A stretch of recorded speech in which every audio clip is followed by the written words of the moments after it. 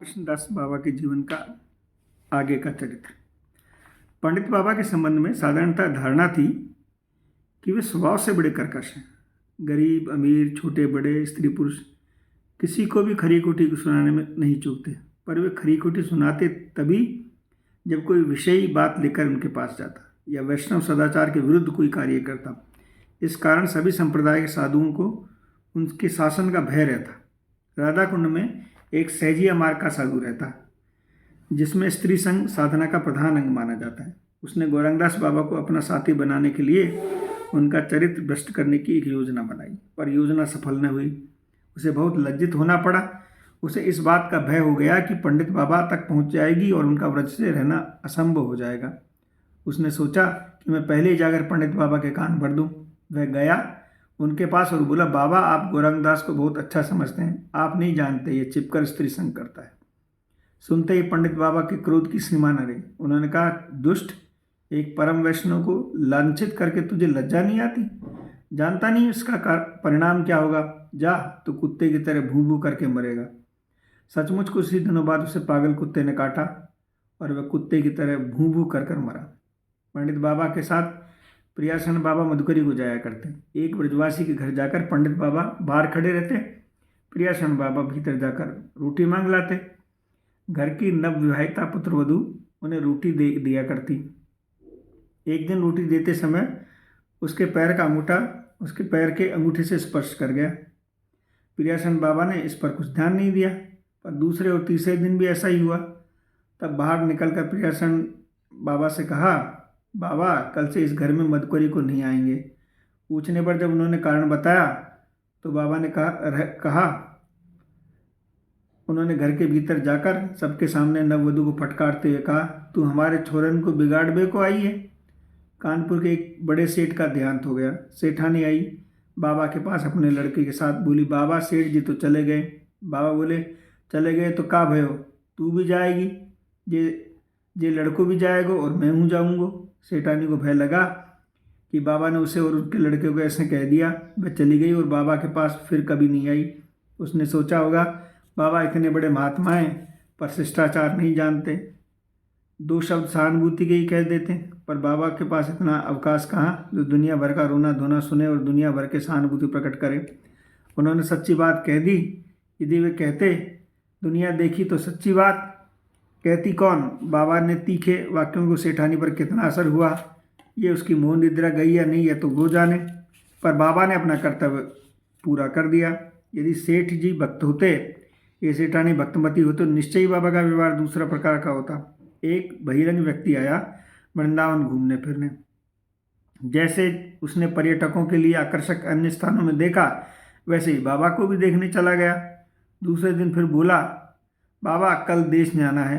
बाबा बोले, तो तैने मेरो मातो खरीद लियो है, देश जा चाहे भाड़ में जा, हमें क्या करना है। एक माया का कीट भाड़ में निकलकर बाहर आए और बाहर की जलवायु को सेवन किए बिना, बाहर लोगों से बाहर की ही कुछ बातें पूछे बिना फिर भाड़ में चला जाए, तो बाबा को उससे क्या लेने देना? तो बाबा का माता वृथा क्यों खाए? एक मरुस्थल का प्यासा व्यक्ति आए झरने के पास और बिना उनके शीतल जल का सेवन किए उससे कहे, मैं जा रहा हूँ मरुस्थल। तो झरना उससे क्या कहे? यही ना कि जा भाड़ में। इसका मतलब यह नहीं कि बाबा स्वाभाविक रूप से अशिष्ट या अभद्र थे।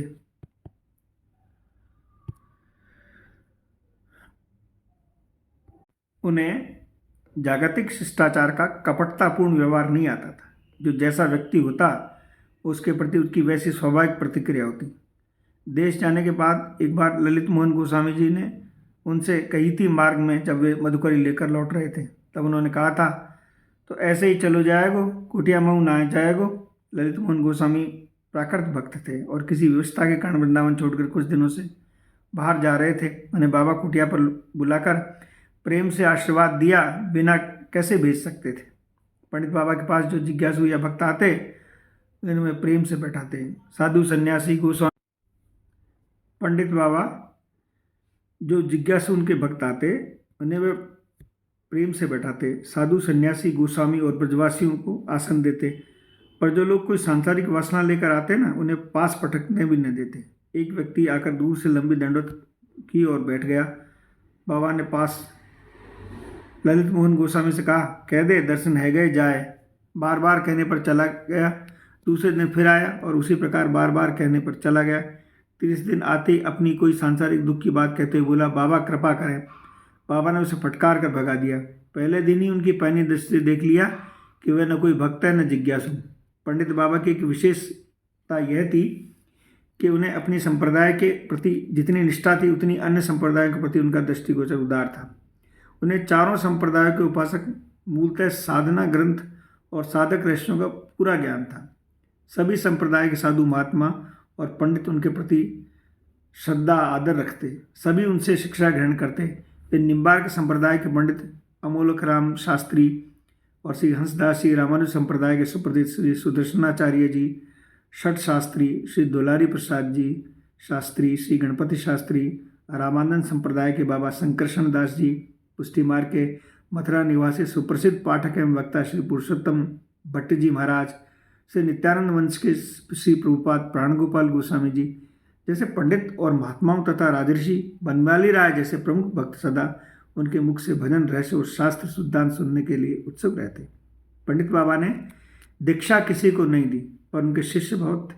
जो लोग उनसे सत्संग करते वे उनसे उपदेश ग्रहण करते, उनके शास्त्र या भजन की बात पूछते। वे चाहे जिस संप्रदाय के हो और चाहे जिस दीक्षित हो उन्हें अपना गुरु मानते। जैसे गौरंगदास बाबा जी महाराज, प्रियाशरण दास जी महाराज, कृपा सिंधु दास जी महाराज, विष्णुदास जी महाराज, केशवदास जी महाराज, श्री ललित मोहन गोस्वामी जी महाराज, इनमें से कुछ ऐसे भी थे जो इसके सिवा और किसी को गुरु स्वरूप जानते ही न थे। जैसे ठाकुर कुशल सिंह जी गीजगढ़ और ठाकुर हरि सिंह जी निमोडिया। कुशल सिंह जी गीजगढ़ जयपुर स्टेट के जागीरदार और जयपुर हाईकोर्ट के चीफ जस्टिस थे।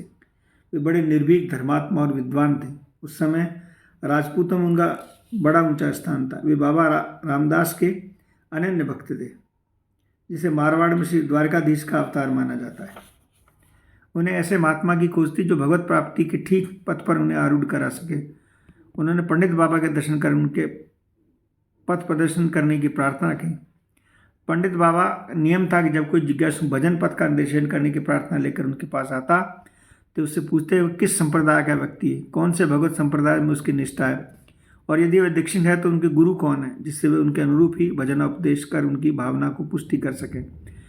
कुशल सिंह जी ने उन्होंने यही प्रश्न किया। उन्होंने कहा, मैं न कोई दीक्षित हूँ और न मेरा कोई संप्रदाय है, रामदेव जी मेरी निष्ठा है। तब बाबा ने उन्हें अकेले रामदेव जी का भजन न करके द्वारकाधीश के साथ रामदेव जी का भजन करने का उपदेश दिया। कहा, एक हाथ का चित्र बनवा लो जिसमें सिंहासन पर द्वारकाधीश विराजमान हो और सिंहासन के नीचे एक और रामदेव जी हो, उनकी सेवा किया करो। उन्होंने पूछा, मंत्र कौन सा है? तो उन्होंने कहा, 16 नाम 32 अक्षरों वाला महामंत्र। साथ ही उन्होंने आदेश दिया कि विष्णु सहस्त्र नाम का पाठ, नारायण कवच, श्रीमद् भागवत और भक्तमाल का नित्य पाठ किया करो। कुशल सिंह जी ने उसे रीति से भजन करना प्रारंभ कर दिया। दूसरी बार जब वे वृंदावन आए तो उन्होंने लीला चिंतन के विषय में पूछा। बाबा ने उन्हें नित्य द्वारकाधीश की लीला का चिंतन करने को कहा। इस संबंध में विस्तृत जानकारी प्राप्त करने के लिए उन्होंने उन्हें राधा रमन जी गोस्वामी श्री बनवारी लाल जी के पास भेज दिया। बनवारी लाल जी ने बाबा की इच्छानुसार उपदेश करना तो प्रारंभ कर दिया, पर वे दूसरे दिन बाबा के पास गए और बोले, बाबा आपने यह क्या किया? कुशल सिंह जी को निताई गौर और राधा कृष्ण की गौड़ी उपासना की जगह द्वारकाधीश की उपासना बता दी। बाबा ने कहा, देखिए, उनका परिवार परंपरा से राजकीय सेवाओं में नियुक्त है। उनके पिता जयपुर दरबार में मंत्री थे। वे स्वयं जयपुर राज्य के उच्च अधिकारी हैं। ऐश्वर्य वातावरण में उनका जीवन व्यतीत हुआ है। उनमें जातिगत संस्कार भी उसी प्रकार के हैं। द्वारकाधीश की ईश्वरमयी उपासना में उनकी स्वाभाविक रुचि है। उनके द्वारा उन्हें अभिष्ट फल की प्राप्ति संभव है। कुछ दिन बाद कुशल सिंह जी ने जयपुर हाईकोर्ट के चीफ जस्टिस के पद से इस्तीफा दे दिया। संसार त्याग कर वे साधु वेश ग्रहण करने का निश्चय किया। बाबा के पास आकर अभिप्राय प्रकट किया। बाबा ने निषेध करते हुए कहा, इसकी क्या आवश्यकता है? क्या घर में भजन नहीं होता? समय खराब आ रहा है, हमारी तो गाड़ी खिंच गई। पर अब साधु वह सभी काम करेंगे जो गृहस्थी करते हैं। धन जुटाने में, मकान बनाएंगे, कपड़े सिलाएंगे और आराम से रहना चाहेंगे। इसलिए घर पर रहकर भजन करना ही ठीक है। कुशल सिंह जी ने वेश लेने का विचार त्याग दिया। वे घर पर रहकर ही भजन करने लगे। महीने 2 महीने में एक बार वृंदावन आते और 1-2 दिन पंडित बाबा का सत्संग कर चले जाते। हरि सिंह जी कुशल सिंह जी के संबंधी थे। वे भी जयपुर स्टेट निमोडिया ठिकाने के जागीरदार थे। कुशल सिंह जी के संग में उनमें पंडित बाबा के प्रति अनुगत्य से भजन करने की इच्छा जागी। उनकी मानसिक स्थिति भी ठीक कुशल सिंह जी जैसी थी, इसलिए उन्हें भी बाबा ने उसी प्रकार का भजन करने का उपदेश दिया। हरि सिंह जी की नवविवाहिता पत्नी बहुत बीमार थी। सब प्रकार की अच्छी से अच्छी चिकित्सा किए जाने पर भी उनका दुर्बल दिन पर दिन बढ़ती जा रही थी। अच्छे होने की आशा जाती रही। वे उन्हें बाबा के पास ले गए और बोले, बाबा मुझे ज्योतिषियों ने दूसरे विवाह का योग बताया, इससे भी ग्रह बहुत खराब है। इसके अंत समय में इन्हें जैसा उचित वो समझे उपदेश दें। बाबा ने कहा, ग्रह तो तुम उन्हीं के पीछे पड़ते हैं जो भगवान के विमुख होते हैं, जो सम्मुख होते हैं ना, उनकी सेवा करते हैं। उन्होंने कहा, श्रीमद् भागवत का पाठ किया कर। पाठ करने की इतनी शक्ति कहाँ? हरि सिंह ने दुख प्रकट करते हुए कहा, तो तू सुनाया कर।